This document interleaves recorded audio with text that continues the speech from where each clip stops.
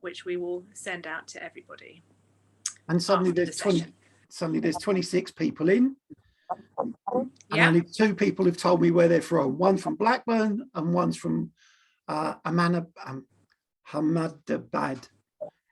near Mumbai. Where's anyone else from? Come on, let me know. London, thank you. Oh, I've got my picture in front of that. I can't see it. New Zealand, Boston, Toronto, Cleveland. Did I see?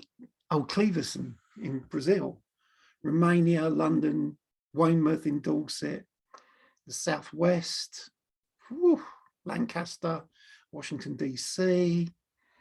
Listen, can I just say thank you for taking time out of your day for this session.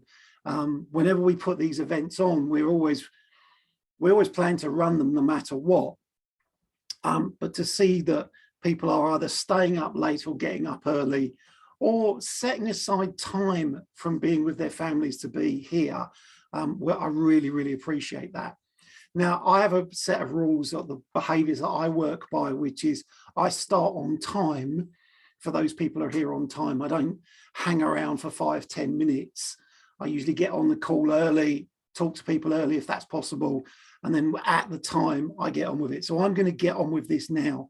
Wow, yeah, I'm just Baraboo, Wisconsin, Connecticut. We have got a global audience today, so thank you very, very much. So the session today is Retention 101. And as many of the sessions that I do, this one's sponsored by Clubwise. And so I thank Joe Tabor and Alison Rand for their support and organising this for me and for you. So I'm really looking forward to doing this tonight. Now, the reason we're doing Retention 101 is it's this topic for me is something I've been working on for almost 20 years now. And there are times when I forget there are times when I just forget that people perhaps haven't heard some of the foundation things that I talk about. And so you jump on a webinar where I might be talking about loyalty and rewards program, or you might come on a session where I'm talking about exercise adherence. And I talk about retention and attrition and lifetime value and churn. And I often make the assumption people know exactly what I'm talking about. And just this week and last, I've been working with clients and we've had team meetings. And one of the things I do within the team meetings is I always give a set of definitions for the terminology I'm going to use, so that in these meetings, we can all talk and use the same language. So if you've seen me present before, you may have seen some of these slides before. You may have even heard me describe these things in a similar way. But the purpose of this session is for me to really go, here are the basics in terms of the language, what that means, how we measure it here at Retention Guru, and how we use that to help our clients improve retention within their businesses. So as I said, the first one, Retention 101, the things we're going to cover today are going to be, I want to do that. We're going to look at the retention rate. We're going to look at the lifetime value, which can also be called retention time. We're going to look at attrition, and we're going to look at attrition from the perspective that we look at it from. So we look at it as a number and as a rate. I'm also going to talk a little bit about attrition as a percentage, only to tell you that we don't bother using attrition as a percentage. And then I'm also going to talk about monthly active users. Now, I put this slide up at a conference last year. I didn't get to do many live conferences, but I did get to go and do one in Nashville in Tennessee. And I put this slide up, and this is an image of the gentleman's name's actually Alex Schultz. And he says, retention is the most important thing for growth.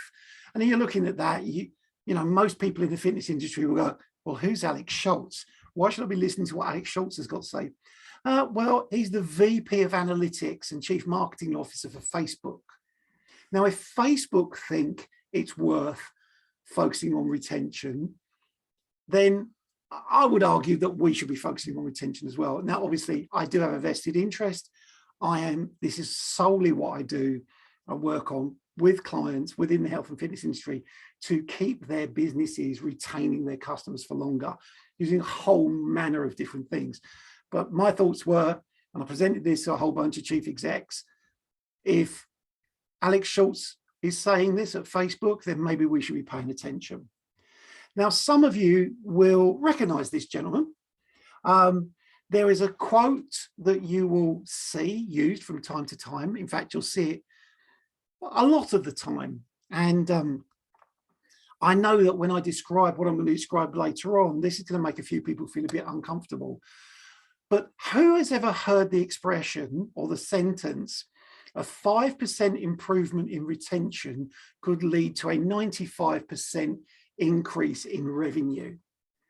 Now, if you've heard that or seen that, and I see it quite frequently in email marketing that comes through to me or social media marketing, I often wonder whether people even know where it comes from. Well, this is the gentleman that said that. This is Frederick Reichfeld, and he did a piece of research back in 1996, and it was on banking. And it was, and I'm going to show you what the research looked like. But when I see people promote this, I often think, you've not read Reichel's book, you've not read the background context to what he's talking about. So this is what he's talking about, and you have to pay attention to this quite carefully. This is a survival curve. Now, you're going to see a lot of survival curves in this session, but a survival curve goes from 0 to 100. Apologies, it says 110%. I've transferred it from one software solution to another, and it's just added an extra level to it, and it shouldn't do. So we can only go from 0 to 100. And then across the bottom, in this example, it's years since joining. This one isn't months, this is years. So it's from 0 to 20 years. And what you can see is that in the banking industry in 1996, they lost about 50% of their customers in the first 2 years. They lost, it was down to, they only had about 35% less that left at the end of 3 years, 20% less at the end of 5 years. And at 10 years, they were still only retaining about 10% of their original customer base. Now, this is where the 5% comes in, because it's here at 10 years that Reichel is saying, if you can get the people who've been with you for 10 years to stay 20 years, you can get an extra 5% of them to stay. So instead of only 5% at 20 years, you've got 10%, your revenue will increase by 90%. Now, I don't dispute that. I think that is actually quite, well, it is. It's an accurate description. But I think the way in which it's often used is people describe that or imply that that 5% happens at the beginning. And if you can change it by 5% at the beginning, it will give you a 90% increase in revenue. It doesn't work like that. And so from now on, whenever you see anyone using that as an example, you can pretty much recognize that they probably haven't read his book, The Loyalty Effect, which is the economics of customer loyalty. It's in Harvard Business Press. And it's just being used as a term to grab your attention. So the next slide is really that. It's just that change. Do we need to talk about that? No, we don't, because I've just done it. So for us, retention is about how long people stay. We want to measure the gap between when they join and when they leave. And occasionally we also measure the gap between when they join and when they stop paying. So in a club of 1,000, we might track those 1,000 people and see when they've stopped their last visit was, but also when their last payment was, because we might want to understand something about people's behavior long term, and do they keep paying even if they've stopped visiting, often, which we would describe as an industry as sleepers. So we will look at that data and number. So retention is about how long people stay. Now, a more detailed description of that would be, it's the proportion of people still paying at any given point in the time period after they join. And I'm going to give you a diagram of that in a second. So you could have a 3-month retention rate, and it's presented as a percentage. And it's going to look like something like this. This is an example, just some club data that I have. And what you can see is in this diagram, 0 to 100 up the vertical axis, 0 to 23 across the horizontal axis. That's months since joining. So this isn't years, this is months since joining. The dotted black line at 12 represents the end of the first year. And what you can see here is that of all the people that joined this club, and it was in a 3-year period. So we look at 3 years, but we're only reporting 23 months here because it just fell away so quickly. In this given period, that this 3-year join period that we looked at, only 39% of any of those members are still there at the end of 12 months. And at the end of it, or 24 months, I can tell you at 24 months, it was 15%. Now that's an awful lot of work to get members, to then lose members. And the shape of that curve really does dictate what you're trying to do within your business. You want that curve to be as high as possible. You know, you want it to be, I'm trying to get my hands the right way around for this, no, that way. You want it to be as high up as possible. Yeah. So you want it to go from 100 to 92, perhaps, and then to 90, and then to 90 or 89. So the higher you can keep that curve, the better the retention. And a simple way to think about this is this. Everything under the curve is money. Everything above the curve is lost money. So there's a huge gap there in terms of the revenue or the income you can generate. And we spend nearly, well, all our days looking at these curves from different companies and saying, what can we do to change the shape of that curve? Turn that off. So what you're looking at now, and this is something I'll look at on a regular basis for a business. This is a similar company. This is a 9-site business. So this business has got 9 clubs. And while you're looking at that, the red dotted line through the middle is not a club. The red dotted line through the middle is the average retention for this business. And you've seen that line before, that's the 39% mark. Now, what you can see is that they've actually got a club, and I'm going to call it Club Blue. And Club Blue is actually able to retain 74% of their members at 12 months. Whereas their least performing club, which is the sort of the gold color near the bottom, is only retaining 13% in the same time period. So again, if you apply that thinking of where is, you know, what about the money, what you've got is, you know, a revenue difference here that's absolutely massive. Now, these are clubs that are spec'd the same. They have the same equipment, the same utilities. They're approximately the same size. The staff are trained. So for all intents and purposes, these clubs should be performing the same way. But actually, when you look at what's going on within these clubs, they're not. And therefore, if you were going to try and develop a retention strategy for a business like this, it's no good work focusing on the top club and saying, what can we do to make that better, which you could do.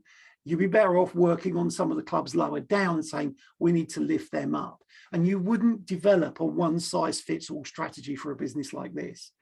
If they were all clumped together near near that average line, you know, if there were 9 clubs all around that line and it was 39% at 12 months, then you would apply the same approach to all of the clubs because you'd lift all of the clubs.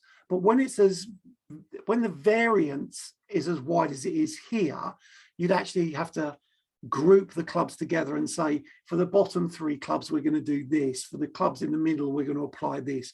Otherwise, you might be putting a lot of money and resource into trying to improve retention in some clubs that aren't doing so bad. And I would just say you've got a reference, 74% at 12 months. I think that should be most clubs' targets. That's the target we look for, 75% at 12 months. That's what we're looking for. That's a fairly good retention. That's a really good retention. Most clubs are less than that. So we would be focusing on that. This is the same clubs, but you can just see clubs 1 to 5. And as I said, I would probably, if I was tackling this, I'd probably tackle clubs 2, 3, 4, and 5 as a group. I'd probably leave club number 1. I'd certainly go in and I'd be looking within that club to see if there's any of the behaviors of the staff or anything they're doing that's different from the rest of the business that's having that impact. I would then look at and group together the 4 bottom clubs. And the additional line I've put on here, you look at 1 month, there's a red dotted line. Look how many people they're losing in the first month.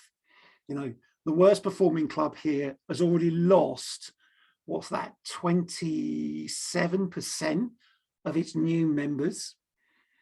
27%. So 27 out of 100, almost, well, 1 in 4 people that joined has already left in the first month. That suggests to me there's something catastrophic either around who they're marketing to, how they're selling, or how they're onboarding these new members. So you can work things out just by the shape of these curves, because I'm always interested in when are these things happening as much as how much of it's happening. I want to see within the time period. So if you had a really good retention for 6 months and then it fell away, the strategy you'd put in would be different than if you're losing them during the onboarding process, or it'd be different if they were staying like the blue club where you got 74% at 12 months. You do a different strategy for them. So you need to work it out at the club level, not just always at the business level.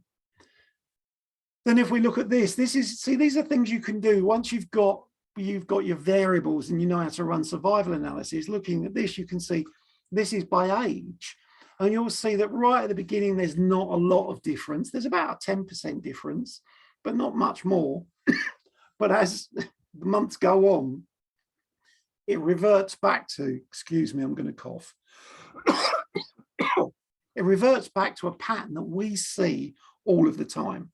We see this pattern of age banding from the youngest to the oldest. Now, I've left some numbers there so you can see the size of this business that we were looking at. This is a different one from the one before. But you can see here that this is a business where 127,000 of their customers are between the ages of 26 and 35. They've only got 5,247 members that are over the age of 65, and that pretty much goes up to 100. So that last block is a very wide block. But what can you see? You can see that the older members stay longer. The problem is here, there aren't very many of them. So you couldn't run a business where this business or these businesses are located and rely on older members.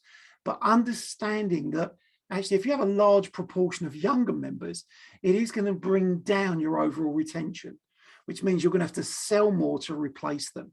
And we see that with a lot of businesses that are located close to universities or colleges, and there's a high turnover of students. There'll also be a naturally higher level of turnover of members, particularly if they are students.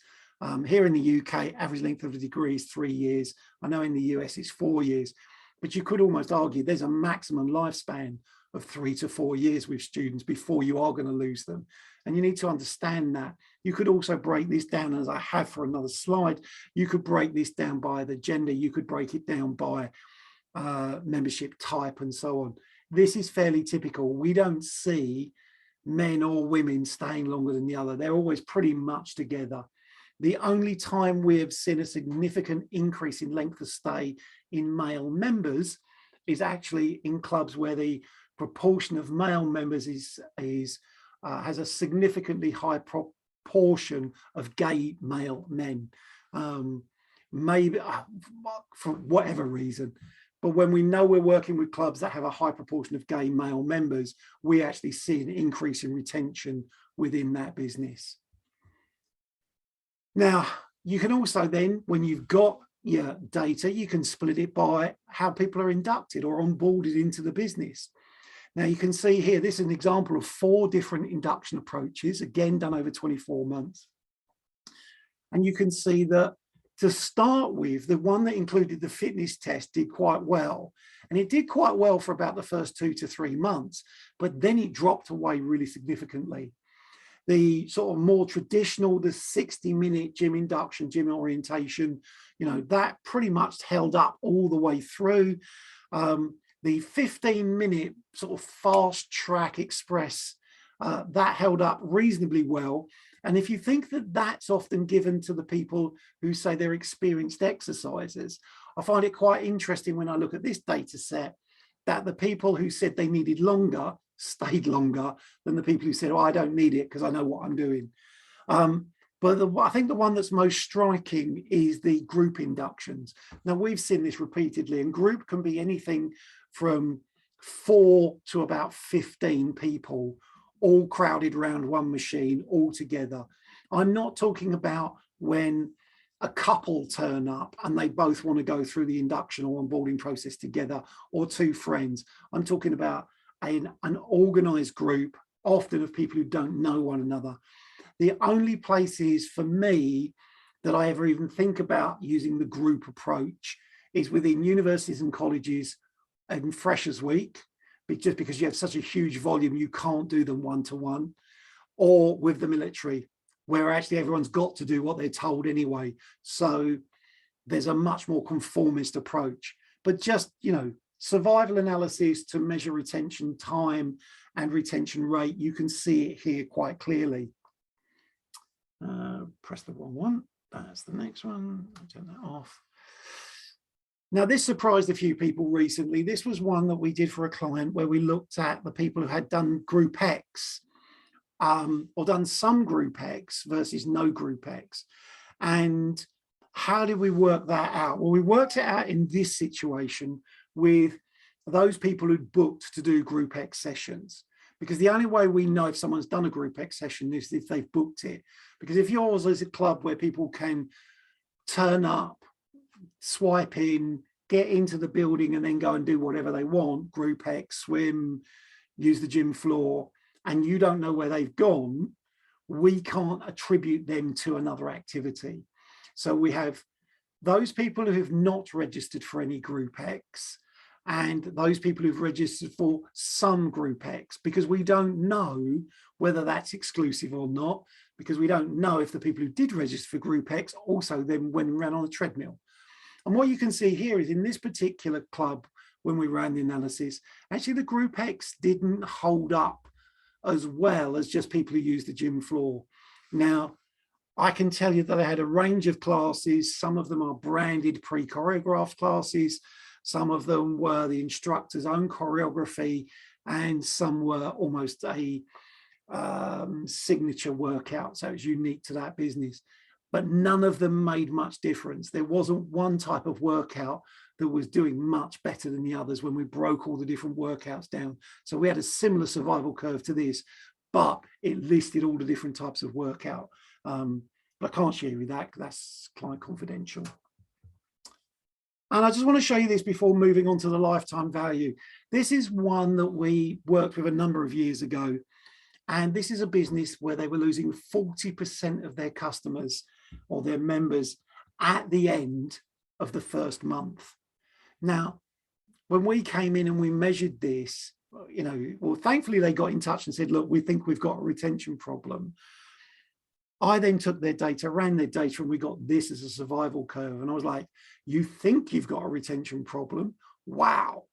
You know, 4 out of 10 people who join leave in the first month. And by the end of 12 months, you've only got 16% of your members left. Now, they had promoted, they'd done almost everything that I could think of to drive sales. But what driving sales did to them was actually it reduced retention. They dropped their joining fee to nothing. They gave away extra months. They went no contract. Almost everything that would help with retention, they got rid of. And they were saying, we are really struggling now to recruit enough because in the environment we are, the town we're in, there just aren't that many more people to go out and encourage to exercise or become a member of a gym. So just be mindful that sometimes the sales can have a bit, who you sell to and how you sell can have a big impact on just how long people stay within your business. Now, the next thing I want to look at is lifetime value. And that's technically we call that retention time, but it's the average number of weeks or months of membership before termination. Now, I've used this diagram many, many times before, And what you're looking at is the difference between the top club and the bottom club. Now, if you assume that you had the top club and you had 100 people join and they stay for 3 months and then 100 people quit, actually the length of time they stay is relatively short. If you had the bottom club where 100 join, they stay 12 months and 100 quit, you've still lost 100. However, I can never get this right. You had to sell 750 for 300 less memberships to achieve the same amount of income.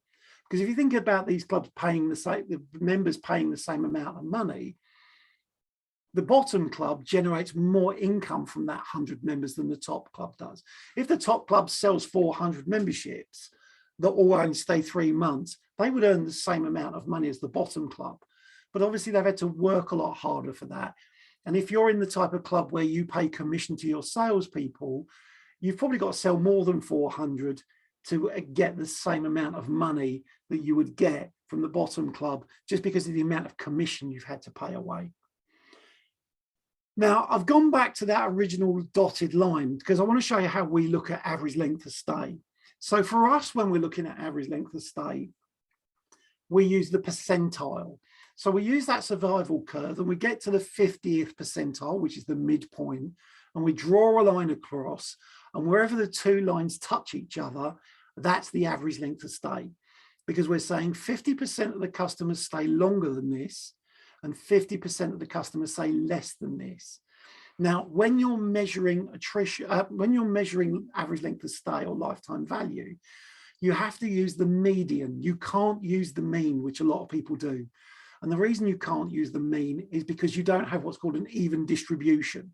You don't have a bell-shaped curve. It's very, very skewed in one direction, because you can only have a few members that have only just joined, whereas you could have a lot more members who've been members for longer. So you have to use the median to calculate this, not the mean. And what you can see here, this club, 49% or 50%, they stay out on average 9 months. Now, we would then break that down a little bit further and say, look, the worst performing 25% go after 4 months, and the best performing 25%, they stay longer than 16 months. So we can start to break down the membership and start to say, if we were to shift this curve up, this is the yield you can expect from the extra months of membership you're going to get.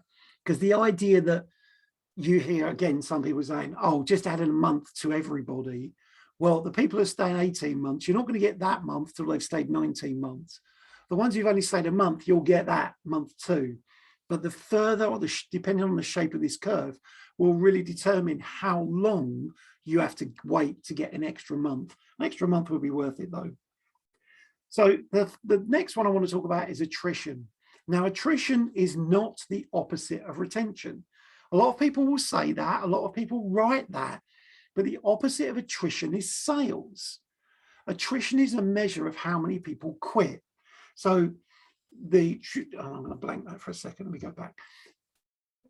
So the opposite of how many people quit is how many people joined. The gap between the two is the length of stay. That's the retention. And retention is an outcome, not a process. Retention is your outcome. You're working towards increased retention, and you do lots of different things to do that. So you've got joiners, the opposite of joiners, leavers, and between the two, you've got months of membership. So you've got joiners as people, leavers as people. Now, when you look through, again, a lot of trade literature, what you'll see, and apologies, I sort of showed it and then took it away, is this, and it's the traditional attrition measure.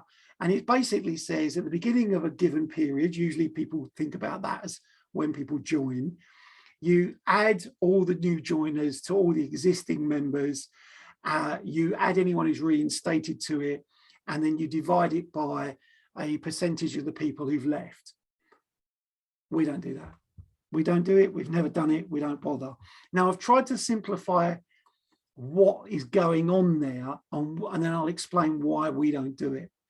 So if you think about this as baseline, 1 month you sell 100 members, you've already got 1,000 and 100 leave. So that's your baseline. Now, if you have a month where you sell 100, but only 50 people leave, as a percentage, if you're using that previous calculation, as a percentage, your attrition will go down because less people left. And that's fine. That makes sense to me. If you have a month where more people leave, you know, you join 100, 150 leave, your attrition will go up. The percentage number will go up. Here's the challenge though, and this is the thing that I don't think most people pay attention to. So if we go back to baseline, here we're selling 100,000 members, 100 leave. If we sell 150 and 100 leave, your attrition goes down. Not because you lost less people, you've still got 100 people leaving, but actually because you sold more. Because in that traditional calculation, it includes joiners as well as leavers. And so that goes up and down all the time. More, or for me, what I think is worse is if you only sold 50 this month and 100 people left, you've still lost 100 people, but now your attrition percentage will go up. Now, when that happens, two lots of people get it in the neck. The salespeople get it in the neck for not hitting their sales target, but the fitness staff and all the customer facing staff get asked, how come attrition's going up? What are you doing? Well, actually, they're doing exactly what they were doing the previous month. And this attrition percentage is affected by the sales as well as by the leavers. So you've got two moving points all the time. Now, the problem with that is when I do it in simple numbers like 50, 100, 150, it's easy to follow. When you do it with you joined 74 and you lost 93 and the number in the middle is 2,787, you lose what's going on in that. And you just see this attrition percentage going up and down each month and you have no control over it. And you don't have any control over it because it's got two moving points. So it's one of the things that we don't bother measuring. We don't measure attrition as a percentage. I know a lot of people do. I was in a meeting, a senior management team meeting yesterday, where someone went, well, you know, our attrition at this club is 9%. And I just went, wow, and carried on talking. And I didn't ignore the speaker, but I did ignore the statement because I'm like, I can't do anything with that percentage because it actually doesn't tell me what I need to know. It doesn't tell me of the 100 people that left, were some of them the 50 that had just joined, or were they people who'd been there 36 months? It doesn't break it down in a way that I can take action on. One of the things I would suggest to you to do, if you want to do this, is start writing down. You can keep your percentages if you're in your meetings and every month someone says, what's our attrition percentage? Write down, you know, have the percentage, but have the number next to it, the actual number of people. And I will almost guarantee you this, within 3 months, no one's asking you the percentage. They go, what's the number? I also think it's quite bizarre that we measure joiners in people, but we measure leavers as a percentage. That doesn't make sense to me because you never measure your joiners as a percentage.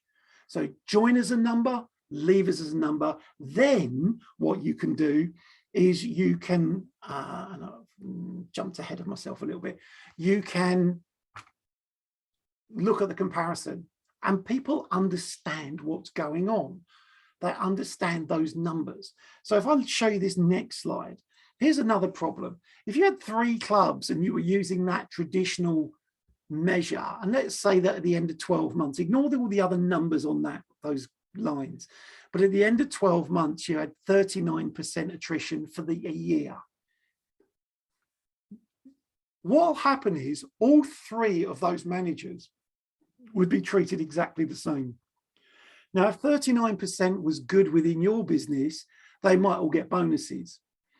But when you look at it and you actually track the way we do when we're tracking that survival curve, the club that should get, or the managers that should get the bonus here is the manager of the blue club, not all 3, because they're not all 3 performing the same. And when you've got clubs of different sizes, you could have the same percentage, but it's of a different size club. So, you know, when people sit around in round tables that I sit at, or at workshops, and they start banding their attrition around as a percentage, I just let them talk. And if they go, is that good? I go, I wouldn't know. I just wouldn't know, because I don't know if that's good. Mathematically, you can actually have an attrition percentage that's going down and the number of leavers that's is going up. But it's all related to the number of sales you're making. So that can be really, really misleading. What it doesn't do, this is why I'm so against it. It hasn't told me, it hasn't told me who has a cancellation date within the period. It doesn't tell me how long they've stayed. I want to know how long they've been members. It can be affected by monthly sales as well as monthly losses. I think presenting it as a percentage means that what happens is we end up disassociating from the problem. Because when people go, oh, our attrition's 7%. Well, if attrition was 7% and that's 200 members, and you only signed up 250, because that's possible, it's like, oh my God, we did all that work, we didn't know. So again, it does work, and I'll tell you where it came about from, this measure that we've adopted. Where it does work is if, like in a traditional tennis club, you sell all of your memberships on the 1st of January for 12 months and you renew on the 31st of December, then it'll work. But it doesn't work when you have people joining and leaving on any day of the week or any month of the year. It just doesn't work in that way. So the alternative, this is how we do it and how we present it. So we don't use that traditional method of adding how many join to the current number of members and dividing that into the total number of leavers. We don't bother with that. We measure two things. We measure what we call an attrition number and an attrition rate or churn. And we don't do churn, we only do churn for customers. But what you can do is an attrition number. The number of people that leave in a given period, usually measured in months or years. Now, the attrition rate or the churn is the speed at which something happens. All right, it's the speed at which it happens. And I'll show you a couple of examples. But it's the rate that people quit per 1,000 members per month. And one of the reasons we love using this number, it means I can compare clubs of different sizes because I know it's of a per 1,000 per month. So it doesn't matter if you've only got 500 members. It doesn't matter if you've got 10,000 members, 1 million members. The rate is the same measurement. So I can make comparisons both by month, by month, by month, by year, by different sizes of clubs, and across all my different variables. But this is what I would do in terms of retention number. As a retention number, I would start producing a table that looks like this. And, you know, we're lucky, we're in February now. And I just report all the total number of people that have joined in January, February, March, April. And then I'd report underneath it the total number of people that have left January, February, March, April. And across the bottom, I just give it a total. And if it's a negative score, it's a negative score. If it's a positive score, it's a positive score. It just allows you to get a sense of how many have we sold, how many have we lost. And it gives you numbers that you can use with your teams. Now, if you want to go further, the next level of that, and it is just a simple next level up, is you need to know how long those members have stayed for. So this is a slightly different data set, but I've broken it down into 4 different categories. I've got those members that left early, those members, this is all people that have left early, because some will leave because it's the end of their contract and some of them will leave prior to the end of their contract. When you just measure it as a percentage, it doesn't tell you the breakdown of that. So you want to know who's completed their contracted period and left, and who has left earlier than we were expecting. Now, if you only do month by month by month, there's no contracted period. So what you're seeing here is across the left early is the totals. So 11, 28, 14, and 30. And then underneath 3 groups, those who left in the first 3 months, those who left between month 3 and 6, and those who left after month 6. Now, you could obviously go further than that, but you can see here, and if you look at February is really the case example, you've got 28 people have left, of which 21 of them have left in months 0 to 3. They've left in the first 3 months. One's left in months 3 to 6, and 6 have left in more after 6 months. So this would start to suggest to me something happened in February that either changed the way we delivered our service or was provoking people to quit. But I'd certainly want to keep a track of that so I could see, because if no one's leaving early and they're all being there for, 8 months, 9 months, 12 months, 18 months, you've got a different problem. If they're all leaving in the early stages, it's another indicator there's things you need to do.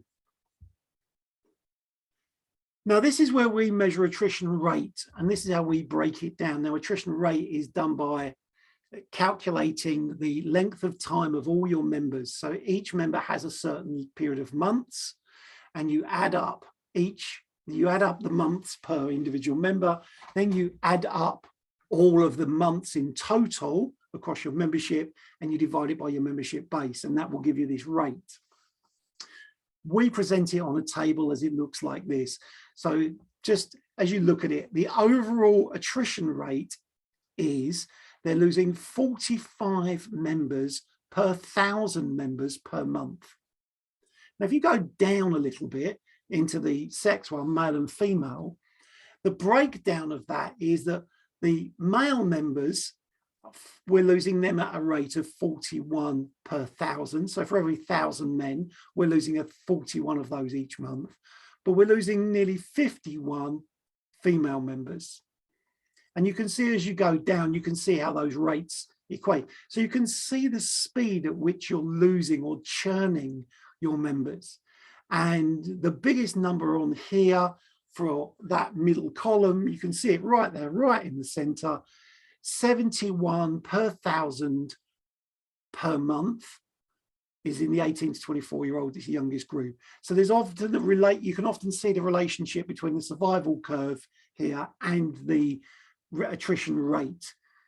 Now, the final column as you're looking at the diagram on the right-hand side, is the lifetime value. So we've calculated out overall, how long do we get from people? Well, 14 months in this example. The difference between the male and the female members, the male members are giving us just over 15 months and the female members are giving us about 13 months. And as you work down again, you can see that the 18 to 24s are only giving us 9 months, where the 35 plus are giving us 18 months. So here's an example of where actually, if you add members over the age of 35, you get twice as much length of stay. So you could look at it from a sales perspective and go, okay, for every 18 to 24-year-old, for every 2 of them, I need 135 plus to generate the same income. You could start to look at it like that. And we've certainly done programs with businesses where the commission is based on those breakdowns, in terms of you get higher commission for older members. And what we found was really interesting was that sales teams became very, very good at both attracting and then signing older members. And here, older meant 35 plus. So it wasn't that big a challenge. So that's how we measure attrition. We're measuring the attrition rate, and we're measuring the attrition as a number, so the attrition number, so that we can look at those and make comparisons. Now, the final one that I want to talk about really is monthly active users. How many of your members visited your club this month? It becomes very important to get on top of this, because I'm going to show you that visit frequency is a very, very strong predictor of long-term, short and long-term retention. And, just think of it like this. You've put all that time, all that effort, all that money into building, opening and staffing your club. You've trained your staff. You've done all your marketing. You want people using your club. There is a threshold of 1 visit per week, which stood up for years. As long as they're visiting once per week, they tend to stay. The challenge is most of us don't know how many visits our members are making. So when I show you this next diagram, we're breaking it down into 4 categories. And we use this as the average visit frequency per week over the first 12 weeks of membership. So this is all we're looking at. And you can see you've got very low risk. They're coming more than twice a week. So these would generally be your savvy or regular exercises. These are the people who've adopted this as a habit.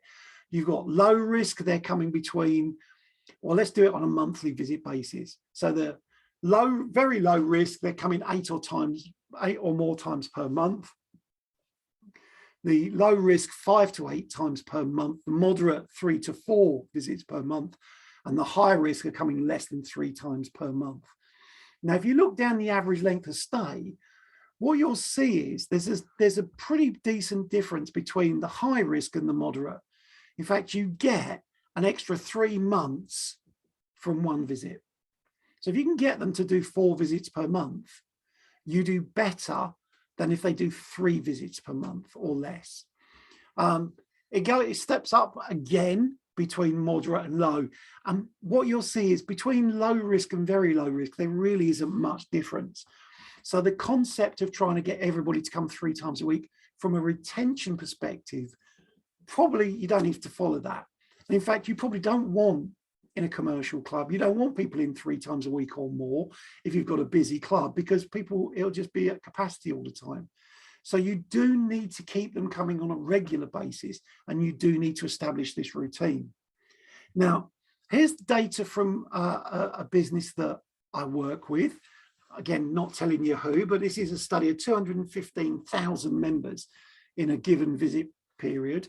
We're looking at the same categorization. So you've got the high risk, 65% of them after 12 weeks are high risk. You've got 11% are moderate, you've got 12% are low risk, and you've got 11% are, or just over 11.5% are very low risk. Now, most businesses don't even know that that's what's going on in their business. They've got 65% of their customers are at risk of quitting within the first 12 weeks. Within the first 12 weeks. And most of us don't even know what's going on. We don't know what proportion of our memberships. That's 2/3. That is 2/3 of the members here are at risk of quitting 12 weeks after they joined. That's mad. That's absolutely mad. To be fair, I've seen worse. I've seen it up at 76%, which just drives me crazy, because when you talk to some of these operators, their reaction is, well, we'll just sell more. And I'm like, I'm not sure that you can. And even if you can, think about the time and effort that you've put in to generate those members. And you're just not even really trying that hard to keep hold of them. So you really need to think about visit frequency. This is what it looks like in terms of a survival curve at 12 months. So those high risk, only 29% of them make it through to the first 12 months. Remember, that was 66% of the membership, and only 1/3 of that 66% get through to the end of 12 months, compared to people who are at moderate risk, and that's 41%. You've got 12% improvement from one extra visit per month. And each extra visit gives you a little bit more. So bear in mind, you want to understand your monthly active users. You want to understand how many are coming in who aren't. One of the things I think that the COVID and the pandemic has highlighted was just how happy businesses are to let their customers sleep and pay. So it's that gap between when they join and when they stopped visiting, and when they joined and when they stopped paying. And we're quite happy to let them go to sleep. I can tell you this, members that come even just once a month stay longer overall than people who don't come at all that are sleepers. So my advice to you would be, do not let them go to sleep. Keep nudging them. If their visit frequency is dropping, find a way of getting them in. Don't try and sell them a solution, just encourage them back in, find ways to get them visiting the club. Once they're using the club, you can sell them more stuff, but you can't sell your way out. You can't offer to sell them personal training to solve your retention problem, because you just don't have enough personal trainers to cope with 66% of your membership. So those are the 4 things that we look at in terms of when we measure retention and then how we present it back. And we use these numbers to help us identify when the problem is because it's in months, and then what the problem is. So we can delve down looking at different variables. Now, the challenge we often have is that not all of the variables that have the biggest impact are always captured. So I've already mentioned, you know, we can't often say who goes where within the club because the club owner doesn't know that. I think as technology continues to improve and you have digital booking, like in the Clubwise app, you can book your classes, you can book your sessions, we can track and monitor that. And so we can advise operators, you know, we've broken this, we've done a studio timetable for one operator where we took their 90 classes and we broke down and did survival curves for each one of the 90 classes. We could actually see, while some of the teachers were not the most popular, they were the ones that retained the people the longest. Now, often in our industry, I hear this term, we want rock star trainers. I heard someone else on a webinar use the term warriors. The warriors aren't the rock stars, but they are the ones that turn up week in, week out, deliver a great class, but they're not necessarily your personality teachers. They just deliver such a great class and such a great experience that people keep coming back and back and back. And we saw that within the data. So you want to find out what your retention rate is, your retention time is, your attrition. Initially, I would just suggest you calculate that as the number of people that have left as a number, because then you can share it with your teams. We lost 50 people last week. What can we do to turn that into 40? What can we do to turn it into 30? Because if you go, we lost 7% of our members, that doesn't mean anything. It doesn't mean that people are like, oh, that's a shame, but they don't do anything. And then finally, you want to keep an eye on your visit frequency, particularly your monthly active users. Who's visiting, what proportion are visiting, what proportion are not visiting. That's it for this session. That's my final slide for tonight's presentation. I say tonight because of where I am. It might be, if you're in Washington or if you're in some of the places I've seen listed here, for you, it's early morning. I know for our friends and colleagues in India and New Zealand, it's another day. If you're in New Zealand, it's already Wednesday. If you're in India, I think it's already Wednesday. So thank you. Now, I probably could answer a few questions if, will there be a copy of the presentation available? Do better than that. You can have a video of it. We will make this video available to you so you can download and go through it. I don't tend to share my actual slides because what I find is they end up in other people's presentations and they end up in other people's presentations without any reference to me. So I don't tend to share the slides, but I'm happy to share the video so you can go back, pause it. And look, if you want the slide, you can painstakingly copy each one. So I've even told you how to rip off my slides. So Nigel, you won't get the slides, but you will get a video. And I hope that will help. Final thing really from me is if you want to get in touch with me, if you scan that now, that will take you through to the website. You can put in a contact request. If you don't want to talk to me, but you want to stay up to date with what we're doing, then again, you can scan this and download. We've got a free PDF, the 8 most common mistakes that people make when trying to solve the problem of retention. You can scan this, that will take you there, download it, and we'll just keep you up to date with what we're doing. We post every week. We post every day, Monday to Friday, and we're currently posting 3 to 5 videos a week as well on short topics around retention or edited sections of presentations I've done before. I hope you found that useful. If you do have questions, I don't know, it's going to be hard to accurately measure retention when you have contracts as members have to stay. Okay, so I'm looking at a question here. I think it's Catton. When the way in which we do it, if you've got contracts, is we measure both the join date and the end of contract. You'd be surprised how many businesses have contracts that say everybody's got to stay, but when you track them, up to 25% of the people still leave early. If they are contracted, what we do is we track between join date and last visit. So we're always looking between join date and last visit. So the contract, if they stop visiting after 3 months and their contract's a 12-month contract, we're not going to wait and try and tackle that at 12 months. We're going to say what's going on and we're going to get involved early. I'm just trying to see. Ben Stankham, good to see you, sir. It called my attention that the Club Blue retention in the survival curve has dropped dramatically after 12 months. I wonder why this is. That was a graphics one. It literally was one I made up to graphically represent that.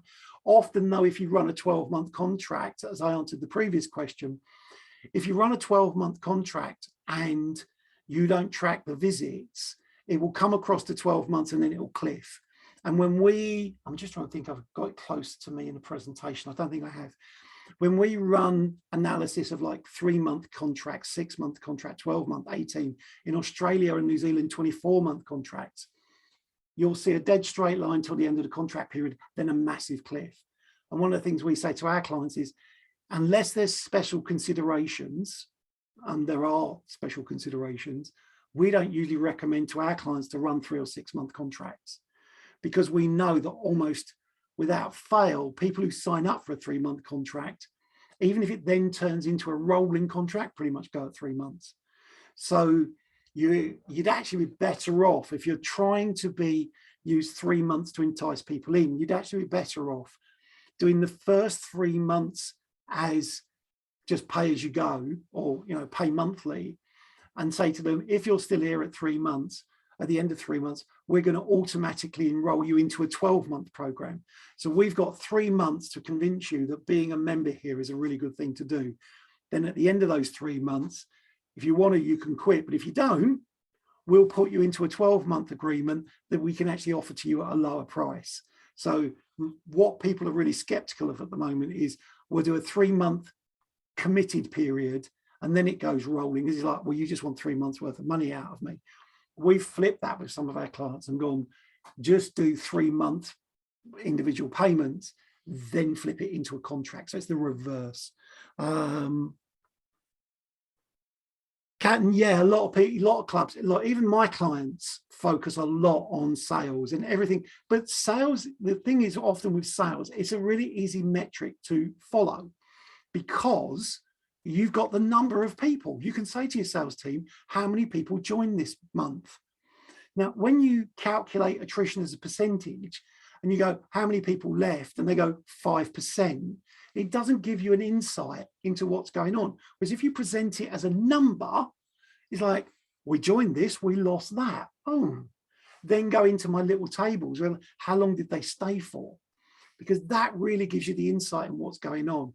And you can put activities in then that will help keep your customers. Now, I was fortunate enough to work with, I'm gonna boast now, I don't usually boast much, but we worked with Gold's Gym in America for the corporate offices between beginning of 2019 right up until lockdown and COVID.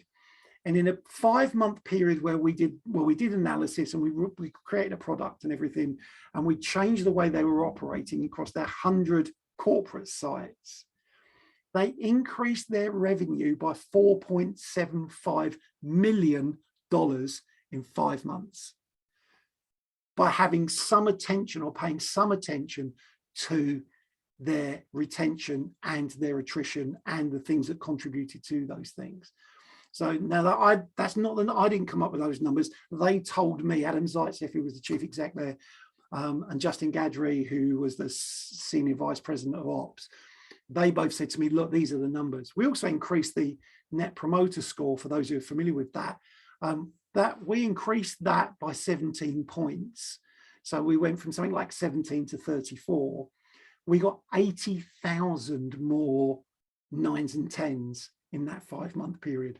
So you can certainly have a big impact on your business, but a lot of people, understand sales. Our industry has been grown on sales and they're easy to measure. Some of the things I've talked about here are a little bit more difficult to measure and you have to wait to see what's going on.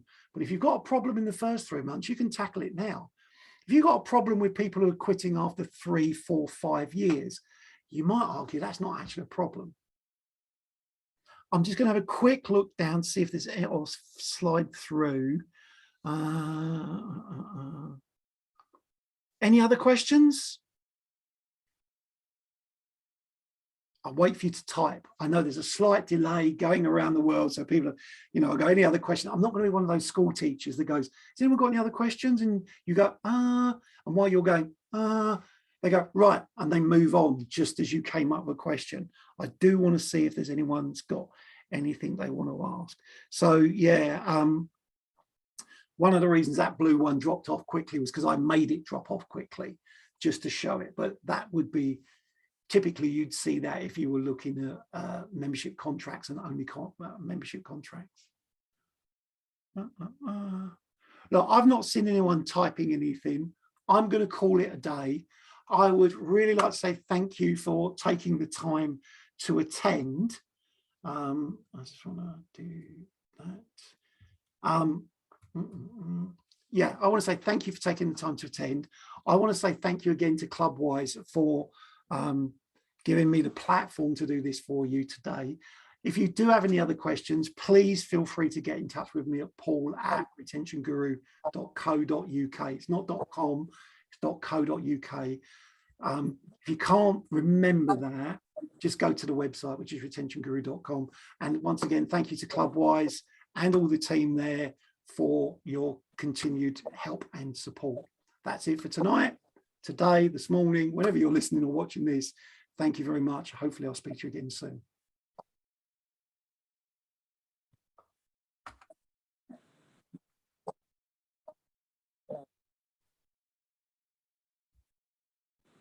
Thank you, Paul. You are welcome.